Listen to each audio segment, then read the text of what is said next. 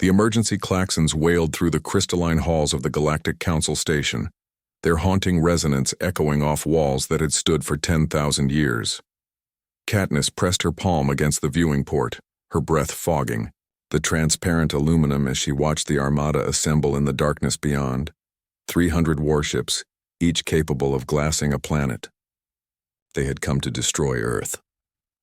"We're out of time," Jackson said behind her, his fingers dancing across the holographic interface.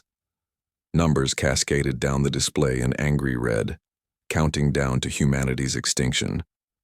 The council vote just went through. Unanimous decision to sterilize the Sol system. Katniss didn't turn around. She'd known this moment would come ever since humanity had been discovered 3 years ago. An infant species playing with fusion drives and quantum computers, blissfully, unaware that they were violating a dozen galactic treaties simply by existing at their current technological level. The council had rules, strict rules. Species weren't supposed to develop faster than the prescribed rate. Humanity had gone from splitting the atom to folding space in barely a century, a pace that terrified the ancient civilizations who'd taken millennia to achieve the same. "How long?" she asked. 72 hours until the fleet reaches Earth. Maybe less if they push their engines. Then we're already too late. Jackson's hands stilled. "What do you mean?"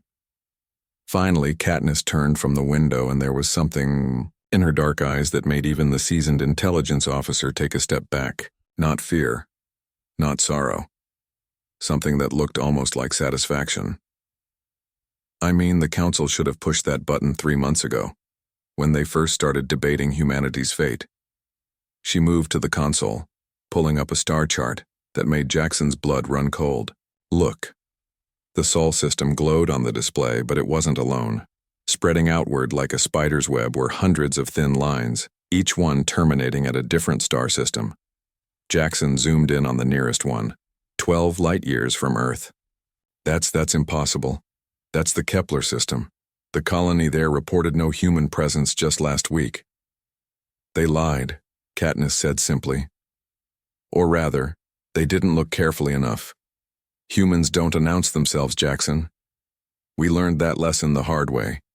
She pulled up another display, this one showing surveillance footage from a mining station in the Kepler system. At first, Jackson saw nothing unusual, just automated drones extracting minerals from an asteroid belt. Then Katniss enhanced the image, and he saw it. A ship, sleek and dark, its hull coated in adaptive camouflage that bent light around it like water around a stone. "That's a human vessel," she said. "One of 43 currently operating in Kepler. There are children being born there right now, in underground habitats the council doesn't know exist." Jackson's mandibles clicked in agitation. "You're telling me humans have already colonized other systems? With what FTL technology? Your species barely invented the Alcubierre drive." "Barely invented it, yes, but we perfected it." Katniss pulled up more data, and Jackson felt his world crumbling. While the council was debating whether to let us live, we were spreading, not by the hundreds or thousands, by the millions. Every ship that left Earth carried frozen embryos, genetic databases, entire libraries of human knowledge compressed into quantum storage. The map expanded further. More lines, more colony sites. Jackson counted 20, then 50, then stopped counting. The Vryn Corporation thought they were just selling us obsolete terraforming equipment, Katniss continued. They didn't realize we'd reverse-engineered their technology and improved it. The Zolthani Empire gave us access to their trade routes as a gesture of goodwill. They didn't notice when our cargo ships started disappearing into unexplored space. "This is madness," Jackson breathed. "The Council will hunt you across the galaxy." "With what?" Katniss asked, and there was steel in her voice now. "That fleet out there? That's the Council's Rapid Response Force, their largest mobile military asset. 300 ships they can barely afford to maintain because most Council species haven't fought a real war in millennia." She pulled up another image, and Jackson's hearts nearly stopped. It was a shipyard, not the primitive constructions he'd seen in human space, but something vast, a megastructure wrapped around a brown dwarf star, its forges glowing with the heat of creation. And emerging from those forges were ships, hundreds of ships, thousands. We've been at war for our entire existence, Katniss said quietly. Against ourselves, against nature, against extinction itself. You think we didn't plan for this? The moment we discovered we weren't alone, we knew someone might try to destroy us. So we did what humans do best.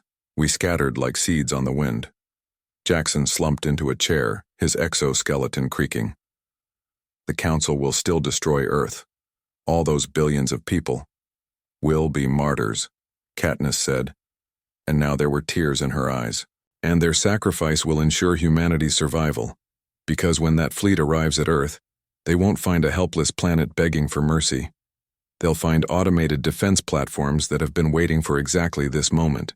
They'll find a civilization that evacuated its most valuable citizens months ago, and they'll find a message. What message? Katniss typed a command and text appeared on the screen in 30 different languages. You were too slow. We're already everywhere. Try to find us all. By the time they finish glassing Earth, there will be 50 million humans living in systems the Council has never even explored, Katniss said. In 100 years there will be billions. In 1,000 years we'll outnumber every Council species combined. Jackson looked at her with something approaching horror. You planned this, all of it, even losing Earth. No, Katniss said softly. We hoped it wouldn't come to this. We hoped the Council would choose coexistence, but hope isn't a strategy, Jackson. Survival is. Outside the window, the Council fleet began moving, their engines igniting in unison like falling stars. They were heading toward Earth, toward what they thought was humanity's end. They had no idea it was already too late. Katniss watched them go, one hand pressed against her stomach where new life grew, hers and Jackson's, a bridge between species that the Council would never understand.